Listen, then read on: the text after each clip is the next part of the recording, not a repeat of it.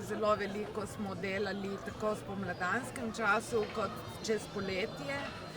Moram reči, da je Zveza prijateljev mladine Slovenije letos zbrala rekordna sredstva za pomežik Soncu in s tem pomagala kar 24 organizatorjem letovanj, Maribor je seveda med njimi. Razdelili smo v letošnjem letu več kot 450 000 evrov. Mislim, da je to res bilo do zdaj največ, kar smo zbrali. Kar je pomembno to, da ocenjujemo, da bo iz sredstev pomežika Soncu,